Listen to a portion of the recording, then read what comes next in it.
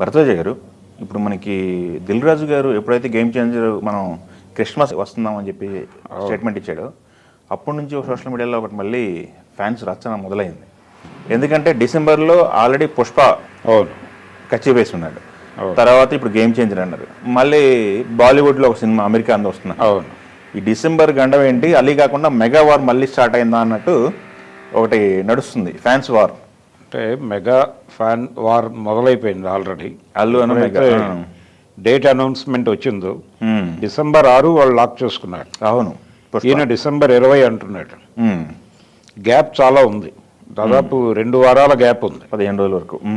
2 వారాల గ్యాప్ ఉంది కాబట్టి దాని ప్రభావం దీని మీద, దీని ప్రభావం దాని మీద పడే అవకాశాలు తక్కువే.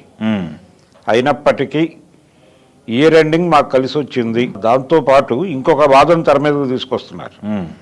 అదేంటంటే గేమ్ చేంజర్కి సంబంధించి భారతీయుడు 2 డిజాస్టర్ అవటం, దాని ప్రభావం గేమ్ చేంజర్ మీద ఏ మేరకు ఉంటుంది అనేది ఒక చర్చ జరుగుతోంది. ఓకే, ఆల్రెడీ దాని రిపేర్ కార్యక్రమం ఒకటి జరుగుతోంది అని వినిపించింది మనకి. ఏది, భారతీయుడు 2 రిలీజ్ అయిన తర్వాత ఆ రిపేర్ జరిగిందా లేదా అనే విషయం పక్కన పెట్టేస్తే సినిమా అయితే రిలీజ్ అయిపోతుంది. సినిమా రిలీజ్ అవుతున్నందుకు ఆనందపడుతున్నారు వాళ్ళు. ముందు ఒక పాన్ ఇండియా ప్రాజెక్ట్ బయటకు వస్తోంది రామ్ చరణ్ నుంచి, లాక్ అయిపోయాడు ఎక్కువ రోజులు అనేది రామ్ చరణ్ అభిమానుల ఆనందం. అయితే యువతల వాళ్ళ ఆర్గ్యుమెంట్ ఏమిటి, భారతీయుడు 2 ప్రభావం దాని మీద ఉంటుంది కాబట్టి దానికి మనం ఊహించిన అంటే RRR రేంజ్ హైప్ అయితే రాదు అనేది ఒక అభిప్రాయం వీళ్ళకి. రెండో అభిప్రాయం ఏంటంటే అక్కడ ఆయన సితారే జమీన్ పర్ అనే సినిమాతో వస్తున్నాడు అమీర్ ఖాన్. ఆ సినిమాకు కూడా లాల్ సింగ్ చద్దా అనేటువంటి ఒక బ్యాక్లాగ్ ఉంది. దాని ప్రభావం వలన ఆ సినిమా కూడా ఏ విధమైనటువంటి బాక్స్ ఆఫీస్ మీద అది చూపించే ప్రభావం ఏమీ ఉండకపోవచ్చు. సినిమాకు ఒక అద్భుతమైన టాక్ వస్తే తప్ప దాని జోలికి ఎవరు వెళ్ళరు. అంటే పోటీ ఉంది విపరీతంగా అని చెప్తున్నారు, కానీ డిసెంబర్లో మేము విన్ అవటానికి ఎక్కువ అవకాశాలు ఉన్నాయి అనే అభిప్రాయం అల్లు అర్జున్ అభిమానుల నుంచి వినిపిస్తున్న మాట. దీంతో పాటు వాళ్ళ వాదనకి బలం చేకూర్చే ఇంకొక ఆర్గ్యుమెంట్ ఉంది. అదేంటంటే రాజమౌళి చేయి పట్టుకునే చాలామంది పాన్ ఇండియా మార్కెట్లోకి ప్రవేశించారు. ఎన్టీఆర్ కావచ్చు, రామ్ చరణ్ కావచ్చు, ప్రభాస్ కావచ్చు.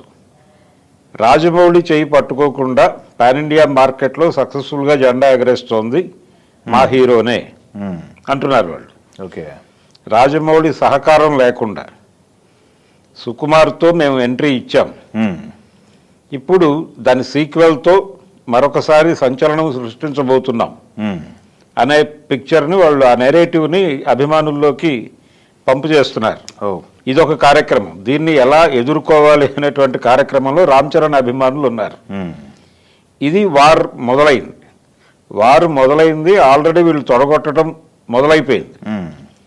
మొదలై డిసెంబర్ మాదే అంటున్నారు వీళ్ళు. ఈ డిసెంబర్ మాదే అనేటువంటి నినాదాన్ని ఎలా అడ్డుకోవాలి అనేది ఒక చర్చ. దీంతో పాటు అసలు ఇప్పటి వరకు అంటే విపరీతంగా ట్రోల్కి గురవుతున్నాడు ఆయన అల్లు అర్జున్. ఓకే, రకరకాలుగా అంటే ఆయన యాటిట్యూడ్కి సంబంధించి రకరకాల కామెంట్స్ వస్తున్నాయి. ఆయన సెట్లో కొంచెం హైపర్గా ఉంటాడు. అలాగే ఎవరైనా అభిమానులు వచ్చినప్పుడు వాళ్ళతో మాట్లాడే సమయంలో ఏదైనా కొంచెం విమర్శనాత్మకంగా అవతల వాళ్ళు వెళ్తే ఆయన అగ్రెసివ్గా రియాక్ట్ అవుతాడని, కొన్ని సందర్భాల్లో కొట్టిన సందర్భాలు కూడా ఉన్నాయని. అవునా, ఇవన్నీ ఉన్నాయా? ఇలా రకరకాలుగా మాట్లాడేస్తున్నారు ట్రోల్స్లో. అంటే పర్సనల్ ఏరియాలోకి వెళ్ళి దాడి చేస్తున్నారు. ఈ దాడి ఎవరు చేస్తున్నారు అనేది ఒక చర్చ జరుగుతోంది అక్కడ. అయితే వాళ్ళు ప్రొడ్యూసర్స్, పుష్ప 2 ప్రొడ్యూసర్స్ ఎవరైతే ఉన్నారో వాళ్ళు హ్యాపీగానే ఉన్నారు. ఈ చర్చ మంచిదే, మన సినిమాకు ఉపయోగపడేదే అనుకుంటున్నారు వాళ్ళు. ఓకే, సుకుమార్కి అలాగే బన్నీకి చెడింది, ఆయన గడ్డం తీసేసి వెళ్ళిపోయాడు. దానికి సంబంధించి బన్నీ వాసు వివరణ ఇచ్చాడు. అదేమీ లేదు, వాళ్ళ మధ్య బాండింగ్ బాగానే ఉంది. షూటింగ్ గ్యాప్ ఉండటం వల్ల ఆయన వెకేషన్కి వెడుతూ కొంచెం గడ్డం ట్రిమ్ చేసుకున్నాడు, అప్పటికి సెట్ అవుతుంది అనే ఉద్దేశంతో.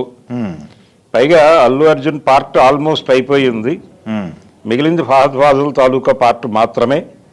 ఆయన వచ్చి కంప్లీట్ చేసిన తర్వాత ఆయన మహా అయితే 10 రోజులు ఉంటుంది, అది చేసుకుని వెళ్ళిపోతాడు అనేది తను ఓపెన్గా చెప్పేశాడు ప్రపంచం ముందు. అయితే ఎవరు పుట్టిస్తున్నారు ఈ కామెంట్స్ అన్ని ఈ ట్రోల్ అంతా ఎక్కడి నుంచి జరుగుతోంది, దీనికి మూలం ఆయన వైఎస్ఆర్సీపీ అభ్యర్థి శిల్పారావికి ప్రచారం చేయటం దగ్గర మొదలైంది. ఇంకా అదే ప్రభావం నడుస్తోందా అనే ఆర్గ్యుమెంట్కి అల్లు అర్జున్ అభిమానులు ఏమంటున్నారంటే అది కాదు, ఈ మెగా మార్కెట్ అంటే మెగా మార్కెట్ ఇవన్నీ కాదు, మెగా హీరోలు మాత్రమే చేస్తున్నారని మేము కూడా అనుకోవడం లేదు, మెగా కాంపౌండ్ నుంచి జరుగుతుందని కూడా అనుకోవడం లేదు. అయితే పాన్ ఇండియా మార్కెట్ మీద దృష్టి ఉన్నటువంటి హీరోలు వాళ్ళ క్యాంపుల నుంచి జరుగుతోంది ఇది. అంటే పాన్ ఇండియా మార్కెట్లోకి ఎక్స్పాండ్ అవుతున్నటువంటి అల్లు అర్జున్ని కొంచెం కిందకి లాగటం కోసం ఇవన్నీ ప్రచారం చేస్తున్నారు. ఇది కేవలం మెగా కాంపౌండ్ నుంచి మాత్రమే జరుగుతున్నది కాదు ఓకే అన్న టోన్లో కొంతమంది ఈ ట్రోల్స్కి సమాధానంగా సోషల్ మీడియాలో మాట్లాడుతున్నారు. దీనివలన మనకు అర్థమయ్యేది ఏంటంటే మెగా అల్లు ఫ్యామిలీస్ మధ్య వార్ ఆ స్థాయిలో లేదు అని, కొంత తగ్గింది. ఈ శిల్పారవి వివాదము ఇవన్నీ సమస్యనే కొంత మేరకు. దీనికి అరవింద్ గారి దౌత్యం ఫలించి ఉండొచ్చు.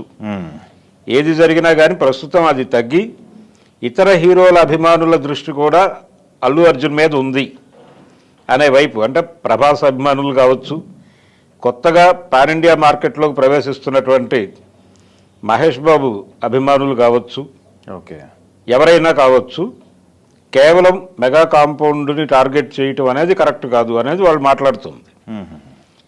సో ఎవరైనా చేయొచ్చు, దానికి సంబంధించి మేము మా లెక్కలు మా దగ్గర ఉన్నాయని మాట్లాడుతున్నారు వాళ్ళు. సో ఆ వివాదం అలా నడుస్తోంది. రెండో వైపు ఈ గేమ్ చేంజర్ మీద, ఈ గేమ్ చేంజర్ డేటు, అలాగే పాన్ ఇండియా మార్కెట్లో మేమే తొడగొట్టబోతున్నాం, మేమే సక్సెస్ అవ్వబోతున్నాం, కొత్త సంవత్సరం మాకు శుభారంభం అని మాట్లాడుతున్నారు వాళ్ళు. ఇవి కొంచెం రెచ్చగొట్టేవిగా ఉన్నాయి. వీటికి ఏమాత్రము రెచ్చిపోకుండా, ఎటువంటి స్పందన లేకుండా వాళ్ళు వాళ్ళ పద్ధతిలో వాళ్ళ ఆనందాన్ని వ్యక్తం చేసుకుంటున్నారు రామ్ చరణ్ అభిమానులు. అయితే ఈ మొత్తం వివాదం టోటల్గా పరిశీలిస్తే మెగా అల్లు ఫ్యామిలీస్ మధ్య కొంత సానుకూల వాతావరణం ఏదో వచ్చింది అనేది అయితే అర్థమవుతోంది. ఓకే దీనికి కేవలం ఈ రెండు కుటుంబాల మధ్య యుద్ధం కాదు, ఇది పాన్ ఇండియా మార్కెట్లోకి వెళ్తున్న హీరో మీద జరుగుతున్నటువంటి దాడి. దీనికి సమాధానంగానే రాజమౌళి చేయి పట్టుకోకుండా పాన్ ఇండియా మార్కెట్లోకి వెళ్ళింది మేము అని వాళ్ళు చెప్తున్నారు. ఎన్టీఆర్ని కూడా టార్గెట్ చేసినట్టే, ఇది ప్రభాస్ని టార్గెట్ చేసినట్టే, మహేష్ బాబుని టార్గెట్ చేసినట్టే. దానికి సంబంధించిన రెస్పాన్సా ఇదంతా అనేది ఒక అభిప్రాయం. ఇలా అభిమానుల మధ్య యుద్ధం అనేది ఒకప్పుడు చాలా పెద్ద ఎత్తున చూసాం మనం. అంటే ఒక ఊళ్ళో ఒక కామన్ ఇద్దరు డయాస్ మీద ఉండాల్సినటువంటి ఒక ఫంక్షన్కి ఎడుతూ అక్కినేని ఎన్టీఆర్ ఇద్దరు ఒకే కారులో ట్రావెల్ చేస్తూ ఈ ఊళ్ళో మీ అభిమానులు ఎక్కువ ఉన్నట్టున్నారు, నా పోస్టర్లు అన్నిటి మీద ప్యాడ్ ఉంది అన్నాడట అక్కినేని డయాస్లో రామారావుతో. అంటే అయి ఉండొచ్చు అన్నట్టు ఆయన చాలా క్యాజువల్గా. అదే పరిస్థితి కనిపిస్తోంది ఇప్పుడు, అదే వాతావరణం. ఓకే కాబట్టి కొంత హ్యాపీ ఏంటంటే ఈ మొత్తం రచ్చలో మెగా కాంపౌండ్కి అల్లు కాంపౌండ్కి కొంత సయోధ్య ఏదో కుదిరింది అనేది అర్థమవుతోంది. కొంత వాళ్ళిద్దరూ అండర్స్టాండింగ్లోకి వచ్చారు. కానీ అల్లు అరవింద్ గారు అన్నట్టు పోటీ అనివార్యంగా ఉంటుంది. మా ఇద్దరు పిల్లలు ఒకే ఏరియాలో ఉన్నారు కాబట్టి పోటీ అనివార్యంగా ఉంటుంది.